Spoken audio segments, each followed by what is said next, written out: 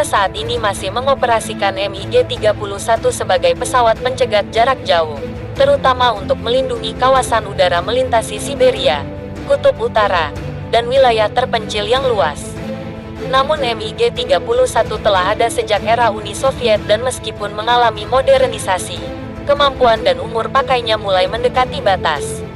Oleh karena itu, sejak dekade 2010-an muncul gagasan untuk menggantinya dengan generasi penerus yang jauh lebih canggih. Inilah yang kemudian dikenal sebagai program PADP, Perspektivní Aviaciony Kompleks Dalnego Perekhvata, yang di media populer sering disebut sebagai MiG-41. 2. Visi dan ambisi proyek. Visi untuk MiG-41 adalah sebuah interceptor generasi ke-6 yang mampu terbang pada Mach 4 hingga Mach 4,3, bahkan ada klaim hingga Mach 5 dalam beberapa laporan, dan beroperasi pada ketinggian sangat tinggi, mendekati ruang stratosfer atau bahkan perbatasan luar angkasa. Selain itu, proyek ini diperkirakan akan menggabungkan kemampuan stealth siluman, sensor canggih, sistem peperangan elektronik (EW), dan bahkan kemungkinan penggunaan senjata seperti laser atau anti-satelit. 3. Status pengembangan saat ini. Hingga pertengahan 2025, proyek MiG-41 masih berada pada tahap konseptual dan desain luar external configuration. Beberapa laporan menyebut bahwa tampilan luar pesawat telah difinalisasi, atau setidaknya ditetapkan dalam bentuk model konsep, dan bahwa prototipe penerbangan mungkin akan dilakukan dalam beberapa tahun mendatang. Namun belum ada bukti publik tentang pesawat nyata, uji terowongan angin final, atau demonstrator yang benar-benar terbang. 4. Kemampuan teknologi yang diperlukan. Untuk mencapai target kecepatan tinggi, Mach 4+ diperlukan material struktur yang sangat tahan panas, sistem pendingin yang efisien, teknologi proteksi termal, dan integrasi mesin berperforma tinggi atau bahkan mesin siklus kombinasi, ramjet turbo-ramjet. Selain itu, untuk operasi pada ketinggian ekstrim atau perbatasan ruang, sistem avionik, sensor, dan sistem komunikasi harus dirancang agar andal dalam kondisi lingkungan tipis, suhu ekstrim, dan radiasi tinggi. Teknologi stealth dan proteksi terhadap rudal misalnya laser pertahanan, juga menjadi tantangan besar yang belum pasti dapat direalisasikan dalam skala massal. 5. Sumber daya industri dan ekonomi. Rusia saat ini berada dalam tekanan ekonomi dan industri yang sangat berat akibat sanksi internasional, perang di Ukraina, dan pelemahan produk manufaktur teknologi tinggi.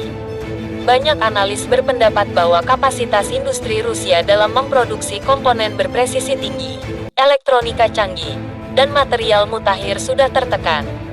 Program pembuatan Su-57 generasi kelima sendiri telah mengalami keterlambatan, produksi terbatas, dan berbagai masalah teknis.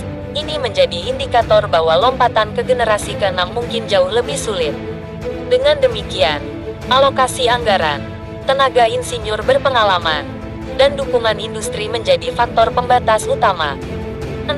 Dimasukkannya versi tak berawak unmanned option. Salah satu konsep yang sering muncul adalah bahwa MiG-41 akan memiliki versi tak berawak atau Loyal Wingman, yang dikembangkan dari platform dasar yang sama. Versi tak berawak ini bisa mengurangi risiko pilot, memperluas jangkauan, dan memungkinkan misi yang tidak dapat dilakukan pesawat berawak.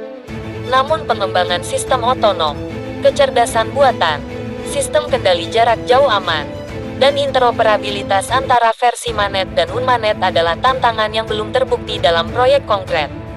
7. Keunggulan strategis yang diinginkan. Bila berhasil, MiG-41 akan memberi Rusia keunggulan signifikan dalam pertahanan ruang udara luas dan situasi geografis ekstrim, terutama di wilayah Kutub Utara, Siberia, dan zona udara jauh dari pangkalan. Kemampuan intercept jarak jauh dengan kecepatan tinggi akan membantunya menanggapi ancaman peluncuran rudal hipersonik, pesawat siluman, dan drone pengintai tinggi yang mungkin beroperasi di batas ruang angkasa. Selain itu, hadirnya pesawat dengan klaim kemampuan anti-satelit atau proyeksi ke orbit rendah bisa menjadi elemen baru dalam doktrin pertahanan ruang angkasa Rusia. 8. Risiko teknis dan keterlambatan. Semua megaproyek udara dari sisi teknologi tinggi cenderung mengalami penundaan, revisi desain, dan kegagalan modular. Untuk MiG-41, risiko kegagalan pada mesin, material termal, avionik, dan integrasi sistem sangat tinggi. Beberapa analis menyebut proyek ini bisa menjadi bola salju kesulitan yang menghadapi tekanan berlapis. Jika satu subsistem tak bisa bekerja, keseluruhan rancangan perlu ditunda atau diubah. Keterbatasan dana atau prioritas militer Rusia dalam menghadapi konflik nyata mungkin memaksa proyek ini dipundurkan atau bahkan dibekukan kalau tidak menunjukkan kemajuan yang meyakinkan. 9. Argumen kritis dan keraguan. Banyak pengamat menyebut bahwa MiG-41 lebih merupakan alat propaganda militer daripada proyek yang benar-benar realistis. Dengan klaim kecepatan ekstrim, kemampuan ruang angkasa, dan senjata futuristik, proyek ini dianggap sebagai Potemkin fighter, pesawat yang lebih banyak dijual di media ketimbang ada secara nyata. Beberapa kritikus menyebut bahwa Rusia saat ini tidak memiliki kapasitas industri dan teknologi yang cukup untuk mencapai lompatan tersebut, apalagi sambil mempertahankan kebutuhan perang aktual dan pemeliharaan armada udara yang ada. 10. Tanda-tanda kemajuan dan optimisme terbatas. Meski demikian, ada sejumlah sinyal bahwa Rusia serius mengerjakan proyek ini. Misalnya, pada tahun 2025 muncul laporan bahwa desain eksternal pesawat telah difinalisasi, dan bahwa prototipe mungkin akan diuji dalam beberapa tahun mendatang. Selain itu, konsep awal telah muncul dalam publikasi militer dan lapangan, memicu diskusi teknis di kalangan analis. Namun, difinalisasi dalam konteks ini belum tentu berarti siap produksi.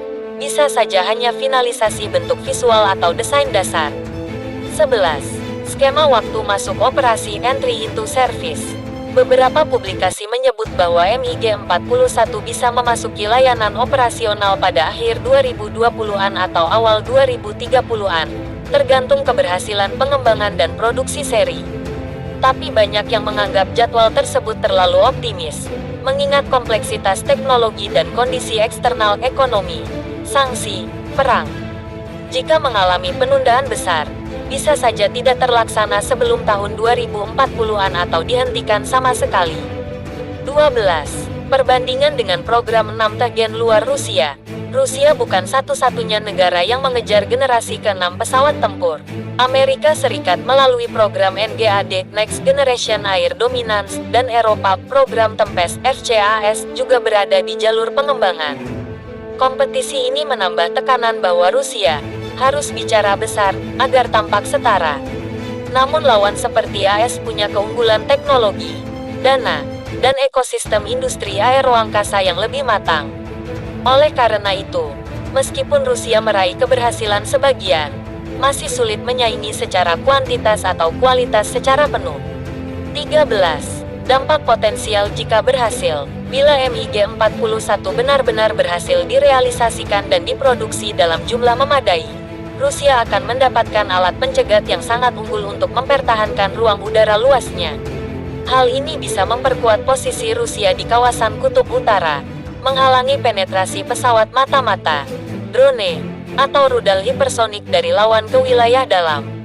Selain itu, kehadiran jet super cepat dengan kemampuan ruang angkasa bisa memberi Rusia leverage di domain pertahanan ruang angkasa. Efek psikologis dan propaganda juga besar. Negara bisa membanggakan senjata masa depan yang mencerminkan kapabilitas militer tinggi. 14. Kemungkinan kegagalan dan akibatnya. Di sisi lain, bila proyek ini gagal, tidak pernah lepas landas dari tahap desain, atau stagnan selama dekade, maka Rusia akan buang-buang sumber daya besar uang, tenaga teknis, waktu.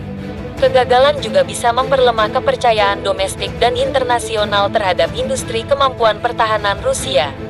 Lebih jauh, selama Rusia mengandalkan proyek ambisius ini, produksi dan pemeliharaan sistem yang ada Su-57, MiG-31 modernisasi, sistem misil pertahanan udara mungkin terabaikan akibat pembagian fokus. Kegagalan juga membuka celah bahwa rival AS, China, dapat mendominasi teknologi generasi berikutnya sementara Rusia tertinggal.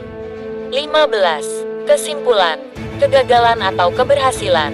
Berdasarkan semua fakta dan analisis di atas, Kemungkinan terbesar adalah bahwa MiG-41 tetap menjadi proyek ambisius yang penuh tantangan. Mungkin mencapai tahap demonstrator atau prototipe, jika Rusia sanggup mengalokasikan sumber daya, namun tidak mungkin masuk produksi massal dalam waktu dekat. Keberhasilan penuh, dengan semua klaim kemampuan operasional, stealth, kecepatan ekstrim, dan versi tak berawak, sangat sulit dicapai dalam kondisi industri dan geopolitik Rusia saat ini. Jadi, sementara bukan mustahil bahwa sebagian aspek teknologi akan berhasil,